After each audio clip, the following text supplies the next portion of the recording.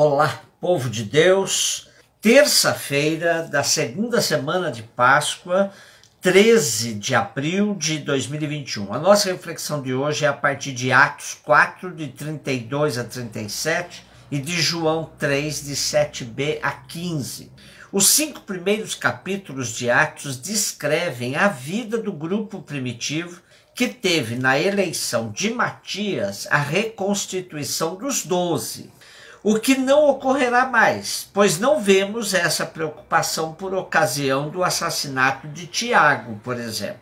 Interessante observar que na escolha de Matias, Pedro destaca que havia outros que seguiam Jesus, pois como critério da eleição ele coloca que seja alguém que acompanhe o grupo desde o batismo de Jesus no Jordão até o dia da crucificação. Antes de serem uma equipe missionária, os 12 são os detentores do testemunho. Essa introdução, baseada nas reflexões do exegeta francês François Bouvon, nos ajuda a colocar as molduras do nosso texto de hoje, que, à exceção do versículo final, é o mesmo texto que lemos no domingo. Vamos ouvir outra vez o retrato ideal da comunidade. A multidão dos crentes era um só coração, uma só alma. Ninguém considerava propriedade particular as coisas que possuía, mas tudo era posto em comum. Com grandes sinais de poder, os apóstolos davam testemunho da ressurreição do Senhor Jesus. E os fiéis eram estimados por todos. Entre eles, ninguém passava necessidade, pois todos os que possuíam terras ou casas vendiam-nas, traziam o produto da venda e depositavam-no aos pés dos apóstolos. Distribuía-se então a cada um conforme a necessidade que tivesse. E assim, um levita cipriota de nome José, a quem os apóstolos chamaram Barnabé, isto é, filho da consolação, possuía uma terra, vendeu-a e trouxe a importância que depositou aos pés dos apóstolos. Quem propuser algo semelhante hoje será de imediato chamado de adepto do comunismo. Aliás, a máxima que dá suporte a esse tipo de vida comunitária a gente encontra em constituições de países que se dizem comunistas. De cada um, de acordo com sua possibilidade, a cada um, de acordo com suas necessidades. É óbvio que nenhum país conseguiu fazer valer esse ideal. Porém, o ideal da comunidade de Jerusalém inspira-se no ideal da comunidade de Israel no deserto. É a realidade da lei de Deus. Tivemos um ensaio de concretização deste ideal na comunidade dos essênios, mas a inspiração de Lucas para descrever esse modelo de comunidade vem do próprio Jesus, pois ele criticou o dinheiro, a propriedade, os ricos, a acumulação de bens. Verdadeiramente deu um exemplo de uma vida comunitária. Celebrando o Domingo da Misericórdia, o Papa Francisco pediu para os fiéis não viverem uma meia crença e ajudarem o próximo, porque a partilha dos bens não é comunismo, é cristianismo na sua forma mais pura, disse ele.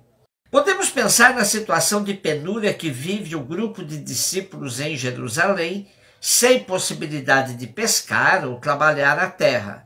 Vários que aderiam à fé socorriam o grupo dos discípulos, dando início ao modelo de partilha. Por isso, a descrição de Lucas não é mera utopia, é uma mistura de utopia e realidade. Porém, essa comunidade conheceu um estado de indigência que levou Paulo a promover uma coleta junto das comunidades para socorrê-los. O exemplo de Barnabé do nosso texto de hoje contrasta com o exemplo de Ananias e Safira, revelando que nem tudo era perfeito na estruturação igualitária da comunidade. Não temos, na verdade, no relato de Lucas, nenhum modelo acabado que possa ser aplicado a uma sociedade. Porém, um ideal de vida que deveria orientar os ideais de vida cristã. Frente aos escândalos de concentração de renda de nosso tempo, com sistemas econômicos que só produzem uma crescente desigualdade social, o ideal da comunidade primitiva se torna um texto profético, que grita contra a economia de mercado que reduz a pessoa humana em mão de obra e eleva o lucro como o seu grande motor. Se por um lado conhecemos os defeitos nos países que tentaram aplicar o socialismo como modo de vida, por outro, por experiência própria, podemos afirmar com toda segurança que dentro do capitalismo não há possibilidade de realizar o ideal de uma sociedade onde não haja necessitados, desempregados, carentes de tudo e, sobretudo, descartados. João 3, de 7b a 15. Retomamos hoje os versículos finais do Evangelho de ontem e avançamos para o diálogo entre Jesus e Nicodemos. Primeiramente, Nicodemos ficou intrigado com a afirmação de Jesus que era preciso nascer outra vez, nascer do alto.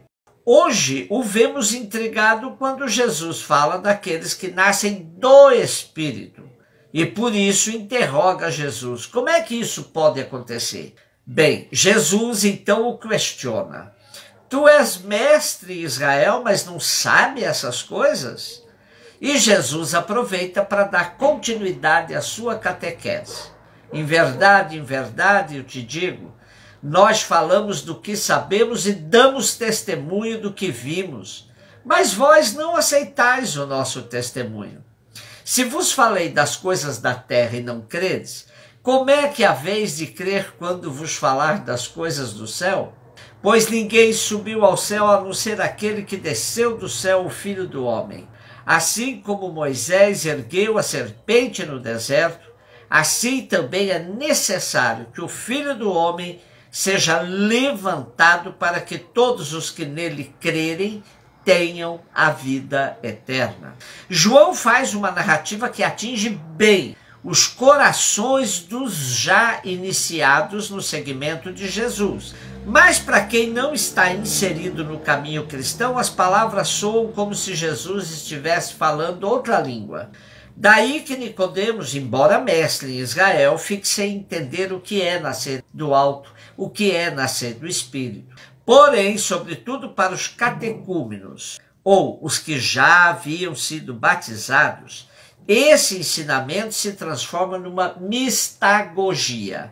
A palavra mistagogia é de origem grega e composta de duas partes, mistagogia. Mist vem de mistério e agogia significa conduzir, guiar. Podemos definir a palavra como a ação de guiar, conduzir para dentro do mistério.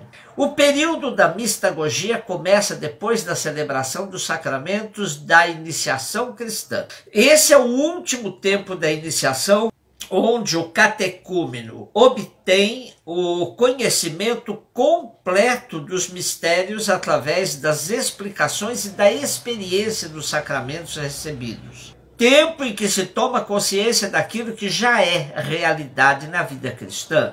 A mistagogia nos insere no mistério de Deus, que é o mistério de nossa própria vida e da história. É necessário que sejamos iniciados no mistério, não somente com palavras, mas principalmente através de ações simbólicas, através de ritos. No sentido original, são os ritos, as celebrações litúrgicas, que têm essa função mistagógica de nos conduzir para dentro do mistério.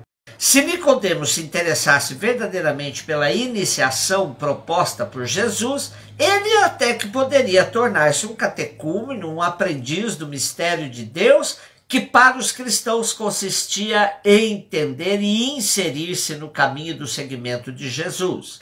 Passar de fariseu a catecúmeno seria uma virada muito profunda de vida nova.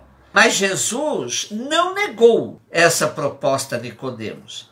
Ele tinha seus apegos, Nicodemos, sobretudo a religião judaica, com todos os seus códigos de leis. Seria bom nos questionarmos quais são os nossos apegos que nos impedem de um seguimento mais radical de Jesus de Nazaré. Um beijo no seu coração.